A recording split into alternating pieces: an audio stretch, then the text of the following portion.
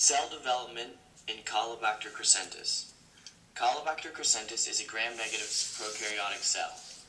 The most distinctive feature of the Caulobacter crescentus cell is its dimorphic life cycle. A dimorphic cell cycle means that during cell division, the mother cell will produce two different types of daughter cells. One of the daughter cells will become a stalked cell, and the other daughter cell will become flagellated. The initial, or mother cell, has a polar flagellum, which means that it only possesses a single flagellum at the one end of the cell.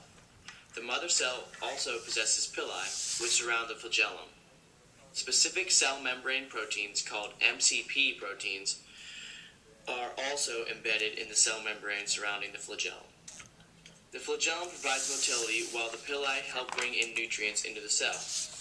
At this point in time, the chromosome is condensed inside the mother cell, and when it is in this form, it is considered a swarmer cell. After the swarmer cell swims for about 30 minutes, the cell will begin its transformation into a stalked cell.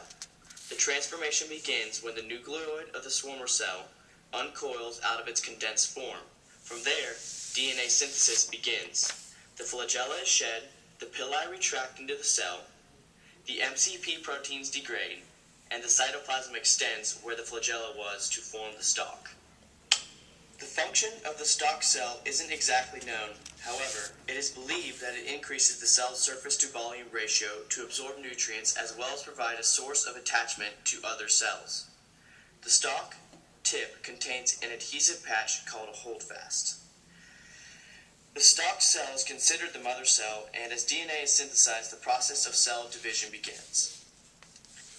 Steps of cell division.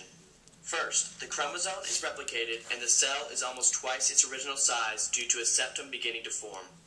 Second, a protein called CTRA activates transcription of the flagella. There are approximately 50 genes responsible for polar flagellum synthesis. Third, a flagella and multiple pili form opposite of the stalk, and MCP proteins form in the cell membrane above the flagellum and pili.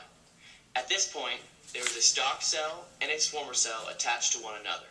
Fourth, while the cell is dividing into the daughter cells, the nucleoid of the swarmer cell is condensed, unlike the nucleoid of the stalk cell, which stays extended. Chromosome replication then takes place in the stalk cell immediately after cell division. This allows the stalk cell to be prepared for another cell division. How is the dimorphic cell cycle good for Caulobacter crescentus? Caulobacter normally live in very dilute places. Being able to attach to other cells can help their survival in these environments by allowing cells to exchange nutrients with one another. The flagellated daughter cell or swarmer cell is able to swim away and avoid competition between itself and its mother cell.